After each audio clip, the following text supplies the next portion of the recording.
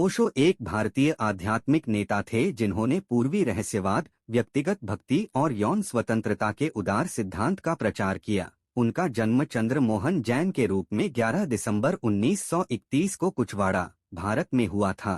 उन्होंने 1951 में जबलपुर के हितकारिणी कॉलेज में अपनी पढ़ाई शुरू की, लेकिन एक प्रशिक्षक के साथ संघर्ष के बाद उन्हें कॉलेज छोड़ने के लिए कहा गया। इसके बाद उनका स्थानांतरण जबलपुर के ही डी.एन. जैन कॉलेज में हो गया, जहां उन्होंने B.A.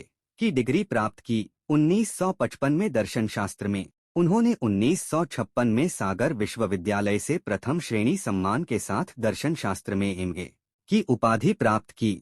1957 में ओशो को रायपुर के संस्कृत कॉलेज में प्रोफेसर के रूप में नियुक्त किया गया। 1958 में उन्हें जबलपुर विश्वविद्यालय में दर्शन शास्त्र का प्रोफेसर नियुक्त किया गया, जहां उन्होंने 1966 तक पढ़ाया। वह एक शक्तिशाली और भावुक बहस करने वाले व्यक्ति थे और उन्होंने भारत में व्यापक रूप से यात्रा की, बड़े दर्शकों से बात की और सार्वजनिक बहस में रूढ़िवादी धार्मिक नेताओं को चुनौती दी। 1966 में ओशो ने अपने विश्वविद्यालय पद से इस्तीफा दे दिया और एक गुरु, आध्यात्मिक मार्गदर्शक और ध्यान के शिक्षक बन गए। उन्होंने 1970 के दशक की शुरुआत में पश्चिमी शिष्यों को आकर्षित करना शुरू किया और 1974 में उन्होंने भारत के पुणे में अपना अंतर्राष्ट्रीय मुख्यालय स्थापित किया। ओशो की शिक्षाएं शुरू से ही विवादास्पद थीं। उन्होंने पारंपरिक धार्मिक मान्यताओं और प्रथाओं को चुनौती दी और उन्होंने यौन स्वतंत्रता और व्यक्तिगत मुक्ति की वकालत की। वह पूंजीवाद और उपभोक्तावाद के भी आलोचक थे।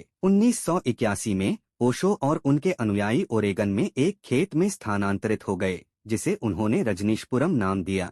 समुदाय जल्द ही 10,000 से अधिक लोगों तक बढ़ गया और यह एक प्रमुख पर्यटन स्थल बन गया। हालांकि रजनीश आंदोलन भी विवादों में घिरा रहा और अंततः 1985 में इसका पतन हो गया। ओशो 1986 में भारत लौट आए और 1990 में अपनी मृत्यु तक पुणे में पढ़ाना और ध्यान करना जारी रखा। उन्होंने अपने पीछे बहुत सारा काम छोड़ दिया, जिसमें उनके व्याख्यानों और प्रवचनों की 650 से अधिक किताबें, साथ ही अनुयायियों का एक संपन्न अंतर्राष्ट्रीय समुदाय भी शामिल है।